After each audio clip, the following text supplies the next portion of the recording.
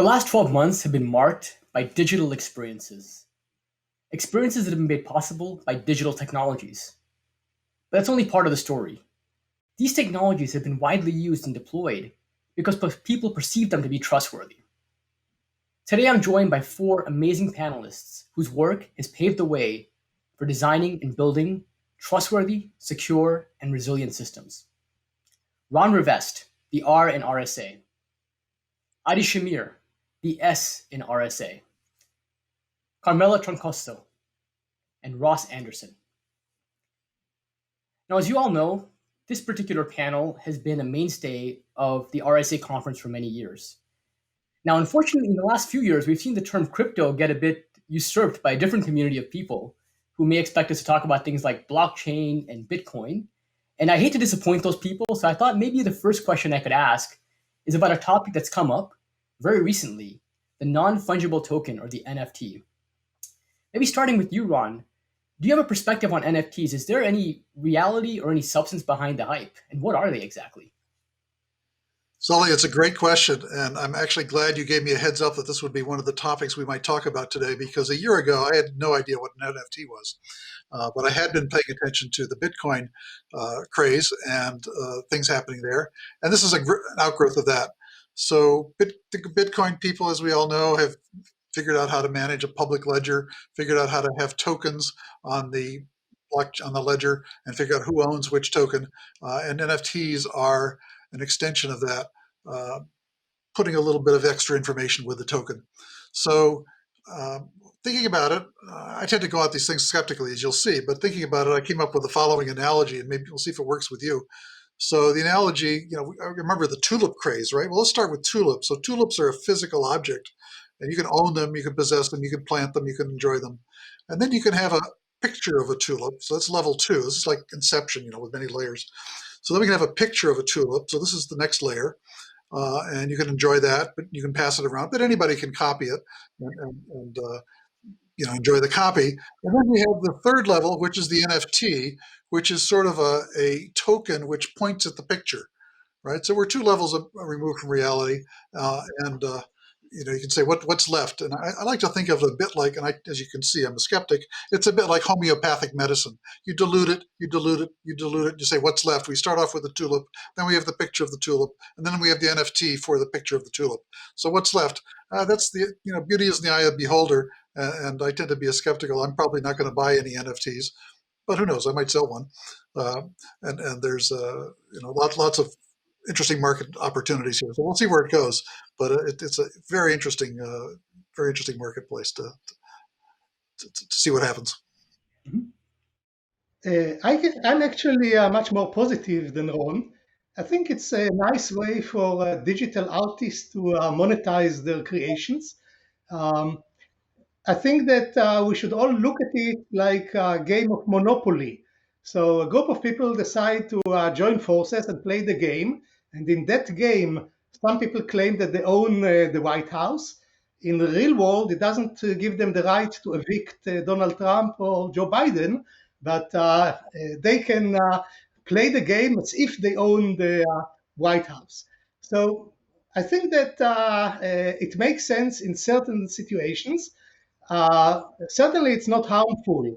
Some people collect coins, some people collect stamps, some people will collect NFTs. If they want to pay money for this, it's fine with me. So I thought about trying to do a little experiment to see if there is any substance in this. So I tried to draw a multicolored cat, but I'm a very bad artist. So I thought, what other kinds of art can I present? And actually, there is something which is a very artistic object. For those of you who don't recognize this, this is an original copy of the MIT technical report from 1977, which even has our handwritten signature on the first page. And I think that we may actually try to do something with this, checking whether NFTs are worth anything or not. That is wonderful. Oh my God, that's so exciting. So, I think what we'll do is we'll work with you, Adi, to develop an NFT of the first page of that MIT technical report with all of your signatures on it, including not just you and Ron, but also Len Edelman, who's not here today. And we're going to provide that to a charity and have the proceeds be donated to a well-known charity. We're going to work on that, and I'll plan to announce the details on the conference website or through the conference communications channels when they become available. So super exciting. Thank you for doing that, Adi. And I think that we took a popular news topic and I think showed some wonderful insights and showed there's a really interesting artistic bent to it. So I want to switch gears to another news topic which has come up recently. Back in March, and we are just in April right now, but it feels like so long ago, Klaus Schnorr, a well-known cryptographer, proposed a new algorithm for integer factorization. And he proposed a new efficient way to do it. And in his paper, he claims that his new approach will, and I quote, destroy the RSA crypto system. Now, of course, we have two people here who I'm sure have a very vested interest in seeing the outcome of this research. So maybe starting with you, Ron, any thoughts on this new Klaus Schnorr result and what is this all about? This is certainly a result that caught my eye when it happened. A number of people said, "Hey, Ron, did you see this?" And they pointed to the sentence you read. This destroys the RSA crypto system. So it caught my eye, and I said, "Well, this is material which looks pretty technical, and I'm not sure I'm the best person to evaluate it." So I started asking around, and of course I asked the author first of all, Klaus Schnorr. Klaus, what's going on here? Is this? Do you really believe this destroys the RSA crypto system? Do you have any demonstrated factorizations? How are the criticisms going? And I pointed him at a couple of criticisms on the web that he hadn't seen.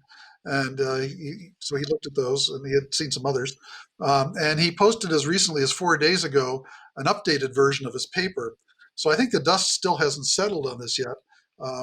As everything, I tend to be skeptical until there's proof is in the pudding. And with factoring, I want to see numbers get factored.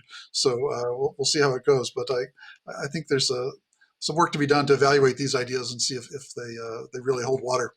I don't think the jury's come up with a decision yet. Maybe I can add my 2 cents. I, of course, looked carefully at the paper, as did many other researchers, and some of them even tried to implement it. And in particular, Léo Ducasse from France had tried to implement it on a 400-bit RSA number, and he claims that the number of factoring relations you get from the shortest vector problem is way lower than anticipated in the paper, and is not sufficient in order to factorize unless you go to totally unreasonable number of dimensions. So at the moment, it looks as if it doesn't factorize even numbers which are much smaller than today's keys, but we should always keep our mind open. Maybe I could ask a follow-on question. This interesting question of Klaus sort of announcing this potentially really big result, and we all know the implications of integer factorization and, of course, of breaking the RSA algorithm are wide and far-reaching. Do you think there's an appropriate way to deal with responsible disclosure of these types of results, and how would you think about that? And this is maybe a topic to you, Adi, but of course open to the entire panel. So there is a well-established approach of ethical hacking and responsible disclosure, according to which you are supposed to find the company or standards organization in charge of a particular crypto system, let them know in advance about the problem, give them enough time to fix it. I've done it in the past many times, and it usually works. Occasionally, you get a letter from a lawyer threatening a lawsuit. One thing I can promise is that if Klaus Schnorr's approach will succeed, I'll be the first to applaud, and I'm going to not sue Klaus Schnorr in any way or form.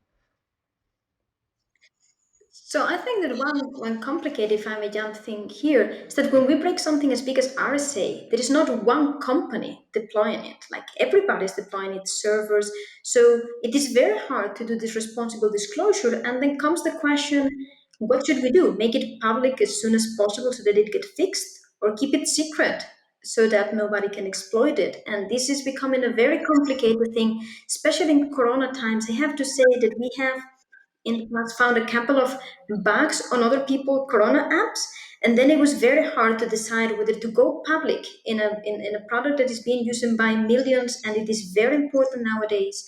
And then we need to save those people very fast, or try to talk with the company, especially if sometimes it is actually not fixable and it is not sure that we can unplug the plug very fast. I don't know if anyone have thoughts on this. Well, when we started doing work on the economics of information security 20 years ago, one of the first big problems that came up was responsible disclosure. Back in those days, people were split between the bug track guys who wanted to disclose everything at once and the company lawyers who wanted everything kept quiet forever. And the current responsible regime, disclosure regime, has come out of that. There are problems, though, if you break something big, if you break Linux, if you break a random number generator that everybody's using for keys, or if you break an add-on to TLS, then all of a sudden, lots of people are just going to have to scramble to fix stuff. And if we had a catastrophic failure of public key cryptography, well, it wouldn't be the end of the world, since a lot of the things that we rely on depend on shared key cryptography, such as EMV, at least to some extent. But it would be an interesting year or two while everybody upgraded. Absolutely. So it looks like the jury's still maybe a bit out on hopefully the Klaus Schnorr result, and hopefully it will not have the level of resilience given the implications of a result like that. Although I think I would agree with Adi, I would applaud the effort. I think it would be a phenomenal mathematical breakthrough, but maybe not one that would be easy for us to deal with in the aftermath. You know, another avenue that I think has been... Zully, perhaps I could interject there, Zully. I think we haven't made the point yet that factoring has a unique, or not unique, but a very important property that you can demonstrate that you can factor without revealing how. So you can factor some of the challenge numbers and give people notice of a year and say, or 2 years, or even in the case of RSA or whatever it takes, and say, you know, I can factor big numbers. I'm not going to tell you how. The method will be revealed in a couple of years. So you know, be prepared. Change your systems now. That's may be workable in the case of RSA. The bug in that reasoning is that a lot of the factoring algorithms are in fact distributed, require people all over the planet working with their computers to do that. So the method would be widely known, perhaps. Yeah, it's almost like a proof of life. Of course, somebody who could work out elliptic curve logs could simply steal all Satoshi's bitcoins, and that would be a different way of announcing the break. That's right. Actually, speaking of Bitcoin, I think, you know, the other way people have talked about potentially compromising Bitcoin is if you can build, let's say, a quantum computer at scale and use that. To me, that would be the first killer application of quantum computing in terms of actually cryptography. Now, this is, I think, where we've also seen some interesting research that's been published, and some of which may have also not have held up in terms of scientific scrutiny. I know, Adi, you've been looking at a bit this area in some of the research. Can you talk about some of the recent results in this area and some of the issues that have come up when they've been looked at in more detail? So this year, progress in quantum computing had been 2 steps ahead, 1 step back.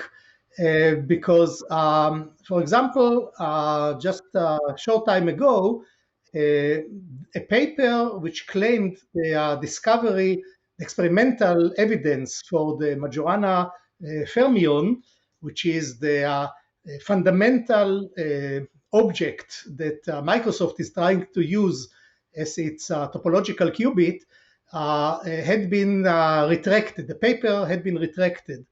And at the moment, it's not clear at all if Majoranas exist and whether Microsoft will be able to proceed in the way that they've pursued over the last 10 years.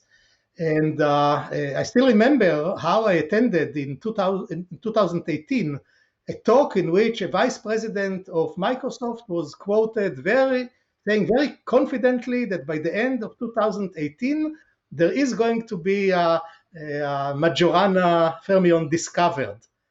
Several years later, and it still didn't happen. IBM, for example, had attacked the previous claim by Google about quantum supremacy. They said that using their supercomputer, one of the strongest in the world, they were able to achieve to produce the same distribution as the one produced by Google's quantum computer. But very recently, there had been another claim saying that the same distribution which Google claimed shows the supremacy of quantum computers could be sampled using only 60 GPUs over a short period of time. So this is the going back that I mentioned before. There are very strong claims being made, and then they are backpedaled or diluted. So IBM, by the way, had announced a very, very ambitious roadmap in which by the year 2023, in 2 years, they said that they will have more than 1,000 high-quality qubits available in one of their machines. Let's wait and see. Yes, it's astonishing to me how much energy is going into the commercialization of technology that doesn't yet exist. There are so many startups happening. The amount of money being invested in this nascent technology is incredible. And one wonders if there's really going to be substance there. I think the two major questions are, can you build a quantum computer at scale that will last long enough to do a useful computation? That's number one. And number two is, are there useful applications for this technology, even if you could build it? And I think the answers so far are not clear and maybe. So we'll see. Well, my own personal view on this, as someone who works with quantum mechanics, we use lasers and ion beams and so on in tamper resistance, is that I've observed that the physicists are basically copying Ron and Addy, because they observed how the RSA discovery all those years ago enabled number theorists to get their shovels into the military budget. And they wanted to do the same for quantum mechanics, and in particular for quantum optics.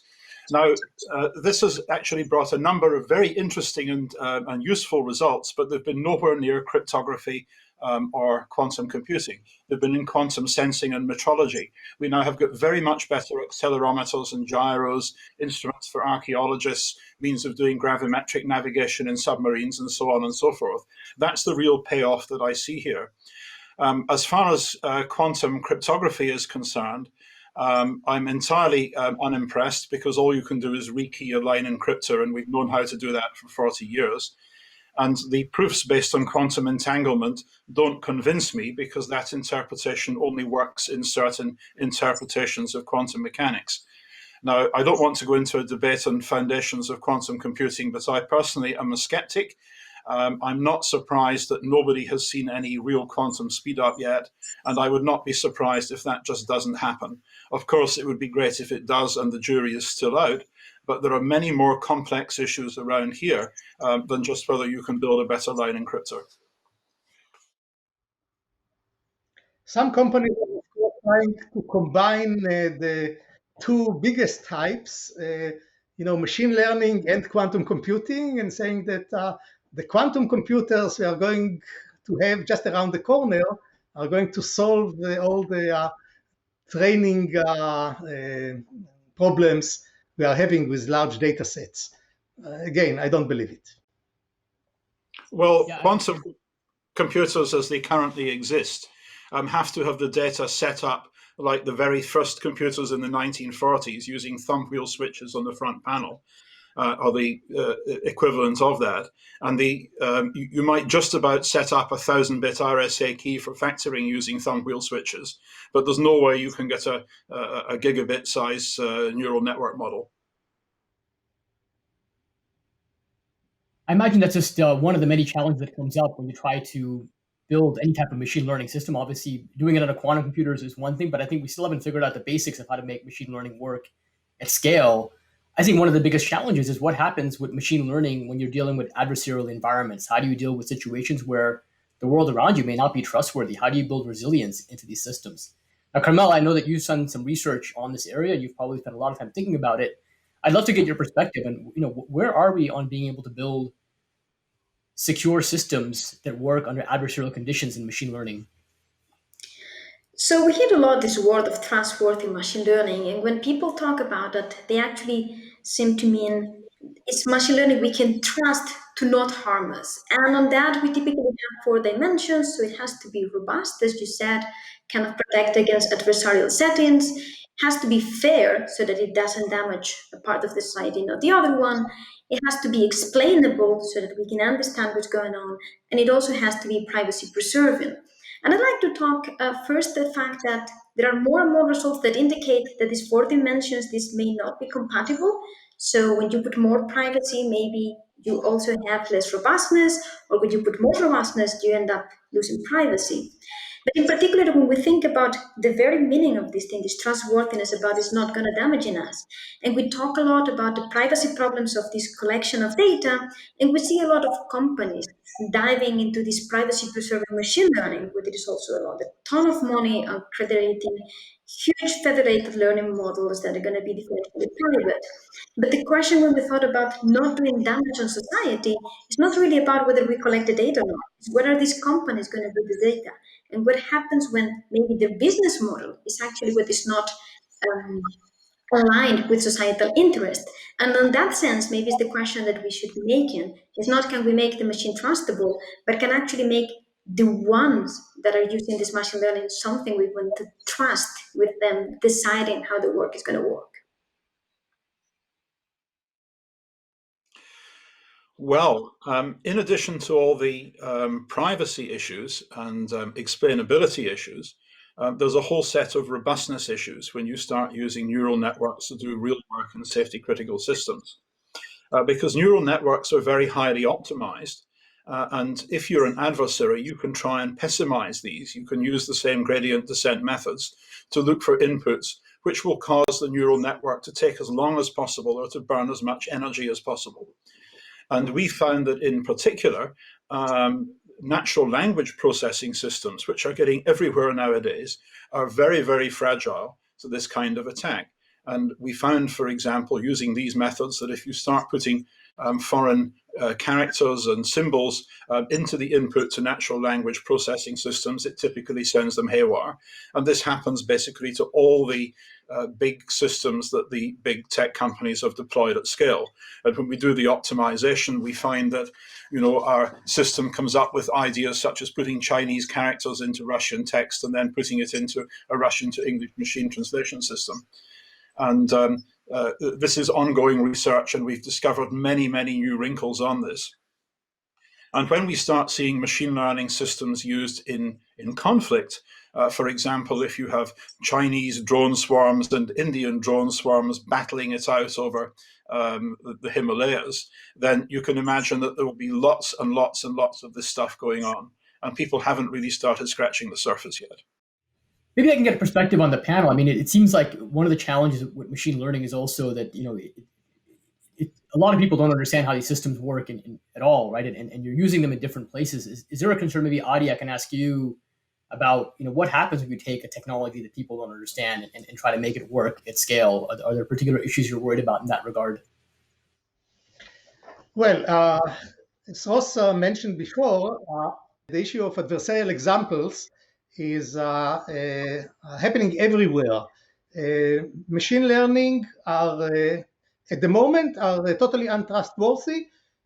We don't have, at the moment, a good understanding where the adversarial examples are coming from, what do they represent, etc. Some progress is being made along these lines, but I think that until we solve the robustness issue, I'll be very worried about deploying any kind of big machine learning system that no one understands and no one knows in which ways it can fail. If I can interject, at a high level, we have the maxim in security that complexity is the enemy of security. So the more complicated you make a system, the more vulnerable it becomes to all kinds of faults and penetrations. And machine learning is nothing but complicated. I mean, it's very, very complicated with millions of parameters. So it violates one of the basic tenets of security to start with, and then we get into the details. So given that complexity and security are in many ways antithetical to each other, when you take these complex systems, especially ones that use machine learning, which is largely an opaque technology, in the context of a much bigger supply chain, that can create a whole set of interesting implications. Now, recently, we did see a major supply chain attack with SolarWinds. In fact, the CEO of SolarWinds, Sudhakar Ramakrishna, is going to be one of the keynote speakers at RSA conference this year. Ross, maybe I can ask you, what is your perspective on supply chain attacks and supply chain security? Well, the SolarWinds attack is a very useful reminder to us all for a couple of reasons. First, if you look at a large corporate IT shop, there are dozens to hundreds of suppliers who have got their software on thousands and thousands of machines. SolarWinds was an example. People in big Windows shops use it for optimizing databases. The second thing that we take away from that is that SolarWinds was a mature company. Once upon a time, it was a keen startup with lots of lively engineers, but recently it had become a monopoly, and much of the technical expertise had been farmed out to engineers in Eastern Europe. And so they weren't caring as much about security as they used to. In essence, the company was being run by bankers as a cash cow. And so one of the pieces of due diligence you now have to do if you're running a big IT shop is to ask yourself about the culture and the ownership and the competence of all those suppliers who have got stuff within your security perimeter. And this is something that big IT shops are not used to doing. Let me mention one recent announcement that Intel made. Intel used to produce all the chips in Intel-owned fabs. Under the new CEO, they've declared that they are going to farm it out to all kinds of other fabs. And I see this as something which is of strategic importance as far as the security of supply chains are concerned. The US is already producing only about 12% of the semiconductors in the world, and it will go way down if Intel stops making those in Intel fabs. And I'm in particular worried about certain process-related aspects of chips which might change in an imperceptible way. For example, in each Intel chip, there is a true random number generator. And I'm afraid that by tweaking a little bit the process parameters, the quality of those random number generators could deteriorate. I haven't seen a complete design of the generators, but I wouldn't be surprised if it will have an effect. I think what's remarkable here is when you look at these systems and as they get more complex, all the interdependencies can create all sorts of issues. Now, today we're seeing two examples of this. Obviously, within the context of COVID-19, there's digital contact tracing, as well as the idea of immunity passports, both which involve a lot of complex components coming together. Carmel, I know you spent a lot of time thinking about some of these technologies. Can you shed some light on your perspectives and where we are going to go with them? So I think that complexity and this idea of the supply chain showed very well in the contact tracing and the digital contact tracing. When all of this discussion started and we were talking about the protocols, at the end of the day, the protocol is a very small part of the system. And one of the things the protocol has to run on the mobile phone. And the mobile phone is not owned by us as the people. The mobile phone and the operative system is owned by two companies that had to enter into this. And they actually implemented the protocol. And with that inserted a dependency that actually meant several choices for privacy engineering that I don't have the time to talk about today, but they took some decisions that defined the privacy for the whole world. And even though they did that, and even though they did those things, I think that I found very interesting is that under the data protection regulation, for instance, they are still part of the supply chain and as such not subject to the law. So very free, which is something very surprising.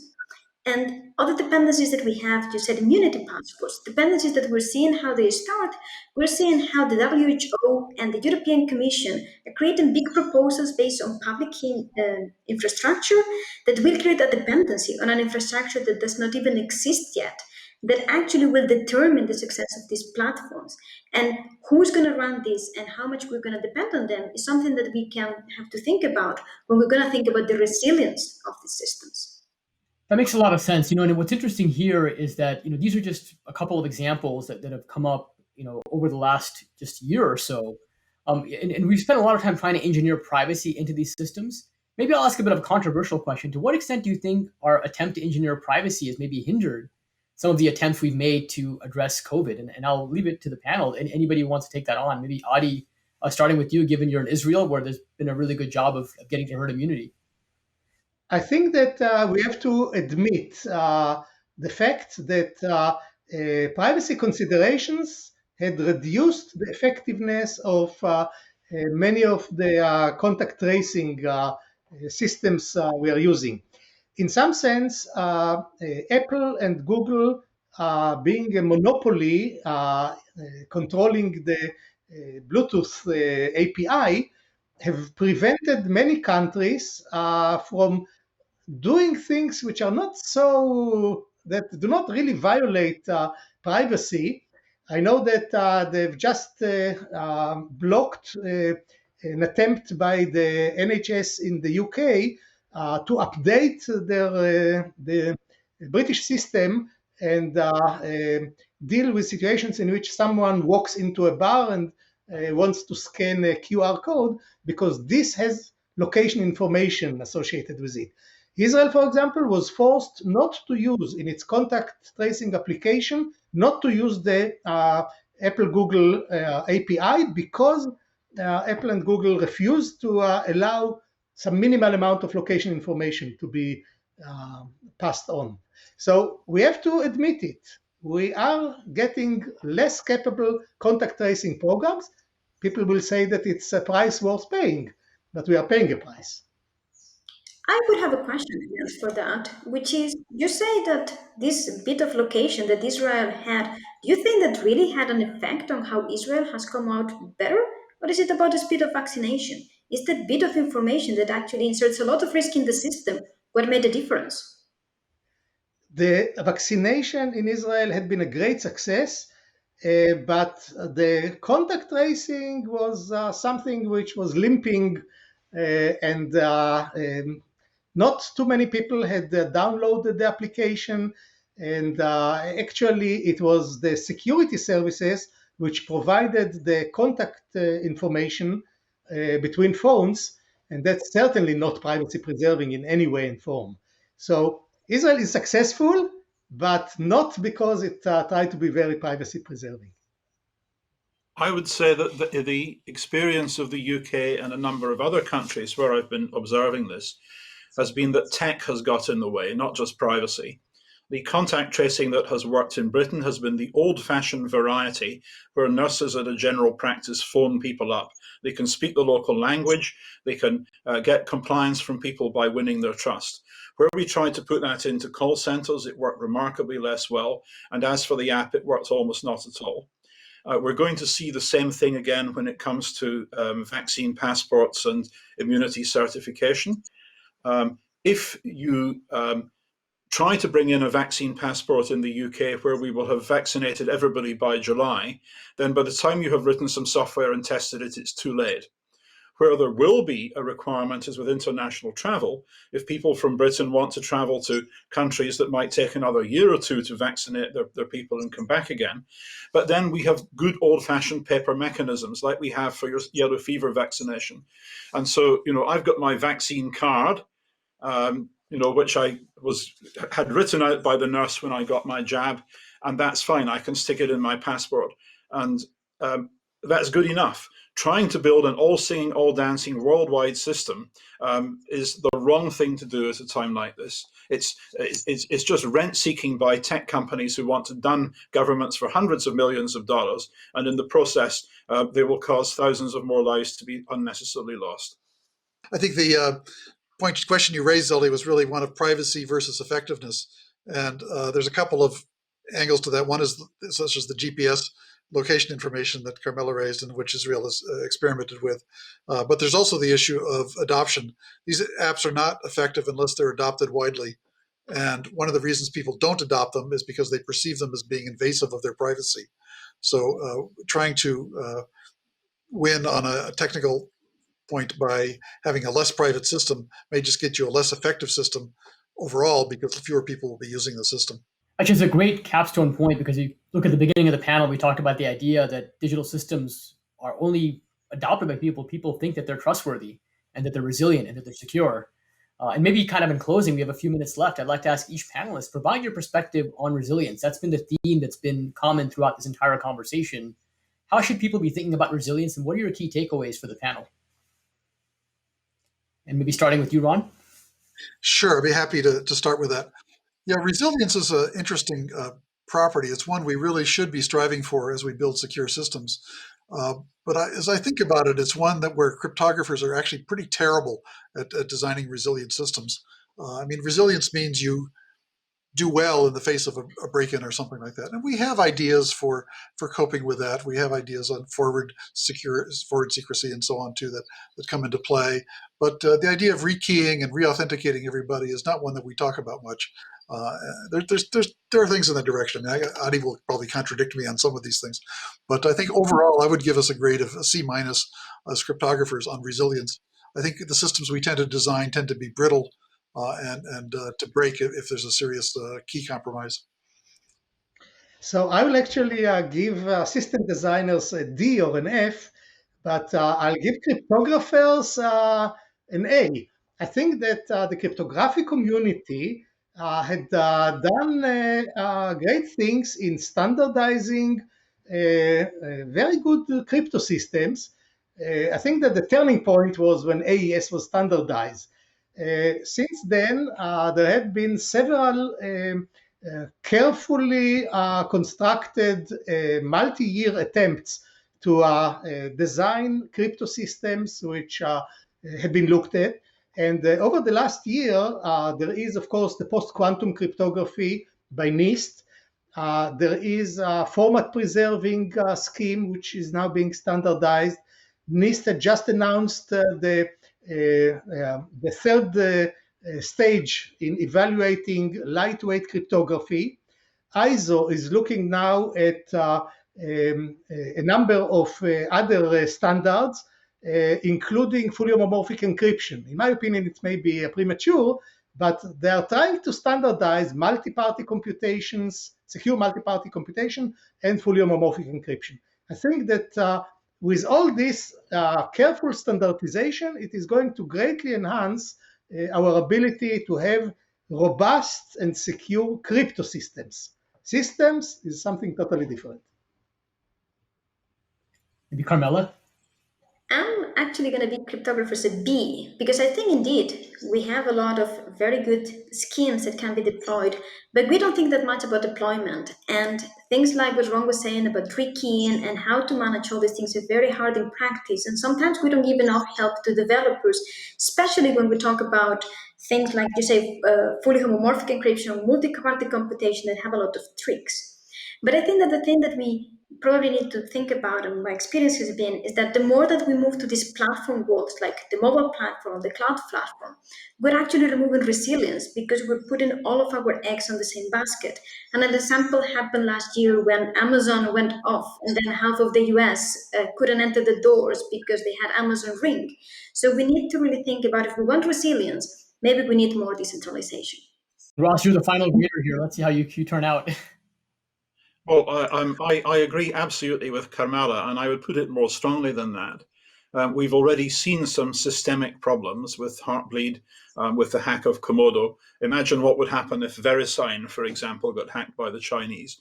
But it's bigger than that. We tend to rely on products like Signal, for example, for secure messaging. But what happens if Signal breaks or is broken by governments as a result of it taking cryptocurrency on board? And the big problem is what happens if Amazon goes down or Azure or Google. Now, people talk about having a multi-cloud strategy. And sure, you can put stuff in a container, but it's very, very hard indeed to actually migrate real applications from Azure, if you're used to Azure, to AWS, because all the stuff around it changes, the crypto, how you talk to your hardware security modules and so on. That's really where the rubber hits the road when it comes to resilience and applied cryptography. Well, I have to say, watching 4 professors give out grades gave me flashbacks to graduate school, and I'm super excited. But I want to give this panel an A+ for just a phenomenal, just insightful discussion, and I think that the audience will love to hear it. I think so many great insights. So thank you all very much for today's discussion. Thank you. Thank you, Zoli. Please stay with us for a special 30th anniversary spotlight segment with one of the founders of our industry, Whitfield Diffie. Let's get started. Whit, have you had any interesting accolades over the past year? What is the most memorable one you've ever gotten? 2-3 months ago, I was elected to the NSA Cryptologic Hall of Honor. And Much as NSA is noted for loving its enemies, this struck me as the most surprising honor I have ever received, and I'm actually very pleased with it. Whit, quickly name the best practice in cybersecurity over the past 30 years. Best practice? The best practice. Well, I don't think people know how to practice cybersecurity. That's why they're, constantly caught off guard when they find themselves doing the real thing. Name the single most dangerous breach over the last 30 years. Well, the one sticks in my mind is the Bureau of Personnel Management. Though the most interesting, I think, was something that just happened. And at first it appeared that FireEye had been broken into, and then it turned out that it was really to their credit. They were the only people alert enough to notice they had been broken into. Whit, if you wrote a book about the last 30 years in our industry, what would the title be? The last 30 years in our industry. I love it. Whit, this year's conference theme is resilience. How do you define that word? Resilience, springy, bouncy. Yeah, exactly the opposite of what we have in cybersecurity today, where things are fragile. So I love it. This is one answer I'm looking forward to right now. Whit, if you could design a piece of advice short enough to fit on a bumper sticker regarding cybersecurity, what would that advice be for your fellow security experts? Short enough to fit on a bumper sticker. A big bumper sticker or a small bumper sticker? Unplug it, baby. What is the biggest challenge that you see for our industry going forward? To get industry actually interested in security rather than wanting to have enough more control over its customers than is consistent with secure systems. In just one word, what is the biggest challenge to security?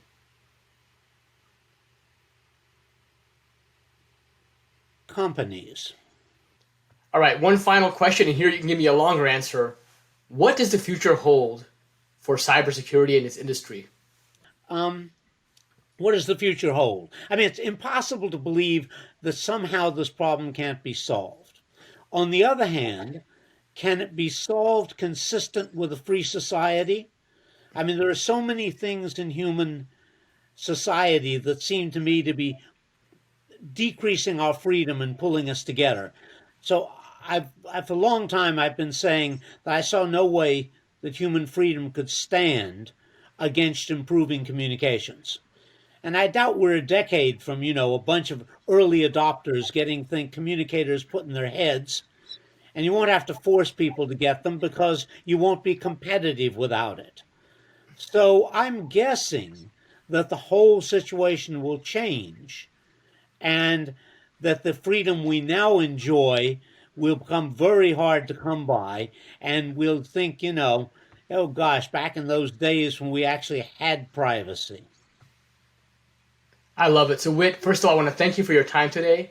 And more importantly, thank you for your amazing contributions over the past few decades. Well, thank you. Thank you for appreciating it.